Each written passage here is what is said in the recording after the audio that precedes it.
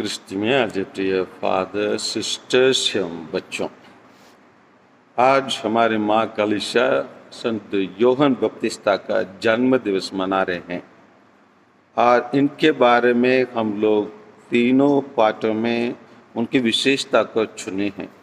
विशेषकर हम एशिया का ग्रंथ से अध्याय 49 पद संज्ञा 3 में हम सुनते हैं, तुम मेरे एक सेवक हो, मैं तुम्हें अपनी महिमा प्रकट करूँगा। इस प्रकार प्रभु ने मेरा सम्मान किया, मेरा ईश्वर ही मेरा बल है। ये बात ईसाया के लिए भी है और योहन बपतिस्ता के लिए भी है और हम सबों के लिए भी है। और आइए, जैसे मैंने मिस्सा के शुरुआत में बताया, कलीसिया केवल 3 लोगों का जन्म दिवस मनाते हैं। अन्य संत लोगों को हम उनके मृत्यु के दिन में याद करते हैं। संत योहन बपतिस्ता को भी हम उनका शहादत के दिन को याद करते हैं, परंतु विशेषकर कलीसिया इनके जन्म दिवस पर भी इसको याद करते हैं, क्योंकि हम लोग संत लूकस के सुसमाचार अध्याय 7:28 में कुछ सुनते हैं। 7:28 में संत योहन के बारे में प्रभु यीशु भी स्वयं उनके बारे में कुछ बताते हैं। संत लूकस के सुसमाचार अध्याय 7:28 से पढ़िए। मैं तुमसे कहता हूँ, मनुष्यों से मनुष्य से योहन बपतिस्ता से कोई बड़ा कोई नहीं है, क्योंकि वो व्यक्ति जो जन्म लिया है वो कुछ महान कार्य, उसके लिए एक महान योजना ईश्वर के तरफ से था। वो योजना को वो पूरा करने के लिए वो तत्पर रहा। और जैसे बालक यीशु के बारे में बताया जाता है कि बालक बढ़ता गया और बुद्धि में और शरीर में उसका विकास होता गया, उसी प्रकार यहाँ हम लोग एक 80 संत लूकस के सुसमाचार में हम इनके बारे में भी सुनते हैं।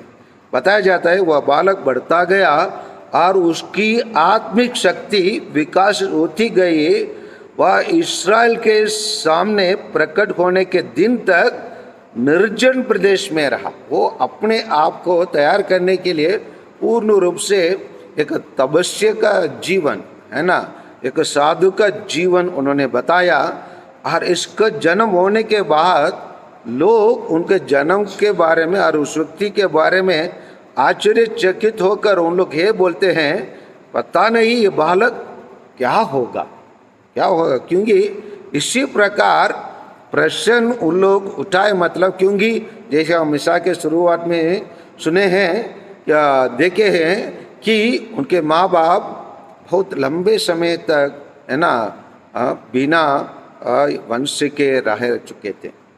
और इसी कारण उनसे उनको एक अनुग्रह के रूप में संत योहन मिला। और इसीलिए जब उन लोग चाहते थे उनके पिता का नाम को ही देना चाहे, माता और पिता किस नाम को चुने? योहन। योहन मतलब क्या होता है? अनुग्रह। हमारे तमिल भाषा में, हमारे तमिल भाषा की यही एक क्या है, महिमा है। और क्या ये अन्य भाषा से अलग इसीलिए खड़ा होता है, वो सभी शब्दों के लिए उनके पास शब्द रहता है विशेषकर। और ये अनुवाद करके रखे हैं अरुल।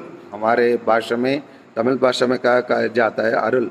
इसलिए आप लोग के समाज में भी कोई सिस्टर लोग अरुल मेरी और ऐसे वाले कोई होंगे, मतलब यही है अनुग्रह। अनुग्रह है, ये अनुग्रह नाम रखने के लिए उन लोग कहा योहन। योहन यहूदी भाषा में होता है, योहन का मतलब अनुग्रह। और वास्तव में वो ईश्वर का अनुग्रह है। अनुग्रह मतलब यही है, उसके लिए वो पाने के योग्य नहीं है, और ईश्वर उनको ऐसे अनुग्रह दिखा देता है, वो उन लोग पाके उन लोग ईश्वर को मतलब महिमा देने में इतने खुशी हो जाते हैं। इसीलिए हम लोग बेनेडिक्टस प्रार्थना को हम रोज सुबह के टाइम पर मॉर्निंग प्रेयर में हम उसी प्रार्थना को हम दोहराते हैं जो सेंट ज़ेक्रेयस ने किया है ना। थोड़ा पढ़िए 167 को पढ़िए, सेंट लूकस के सुसमाचार 167, सेंट लूकस के सुसमाचार। हाँ, उसके पिता पवित्र आत्मा से भर गए। हाँ, उसने यह कहकर भविष्यवाणी किया, हाँ, धन्य है प्रभु इस्राएल का ईश्वर। उसी प्रकार वो बेनेडिक्टस को प्रार्थना को वो कितने अच्छे से, देखिए वहीं पर ऑन द स्पॉट वो इतने अच्छे से अपने पुत्र के बारे में बोलना है, तो वो कितना धार्मिक व्यक्ति रहा होगा और कितना आशा और अभिलाषा के साथ जिया होगा एक पुत्र और पुत्री को पाने के लिए। इसीलिए वो उनके वो शब्द वो केवल अपने लिए वो गाना गीत को गाता है, पूरा इस्राएल के लिए और इस्राएल के रूप में आए हम, उनके स्थान लिए वाले हम ईसाई लोगों के लिए एक गीत को गाया है बेनेडिक्टस को। एक प्रकार का माता मरियम का महिमा गान, ये ज़ेक्रेयस का महिमा गान है। और इसीलिए इनकी महानता को हो, जैसे उन लोगों को पता नहीं ये बालक क्या होगा, वास्तव में वो क्या बना, उसको प्रभु यीशु भी अपने शब्दों से तारीफ किए और लोग भी आश्चर्यचकित हुए और ज़ेक्रेयस भी उनके बारे में इतना अच्छे से उन्होंने एक गीत के द्वारा हमारे सामने प्रस्तुत किए। आइए इस महान संत यूहन्ना बपतिस्ता जो प्रभु यीशु के अग्रदूत बने, हम प्रभु यीशु का अग्रदूत बन नहीं सकते, लेकिन हम उसका दूसरा आगमन के लिए हम लोग सब उनके लिए अग्रदूत के रूप में काम कर सकते हैं, क्योंकि हमारा विश्वास है कि प्रभु यीशु दोबारा आएंगे ना। अरे बोलिए ना। कभी कभी प्रश्न पूछता, कुछ जागते रहिए, उत्तर हाँ यस और नो तो भाई प्रश्न पूछूंगा, है ना। तो इसी के लिए हम अपने आप को क्या कर रखना है, तैयार रखना है और जागते रहना है।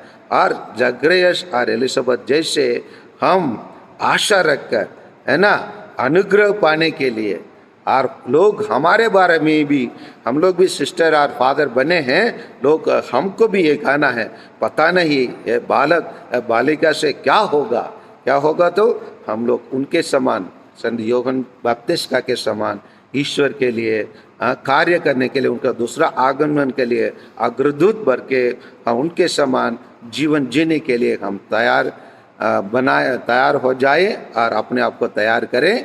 आमीन।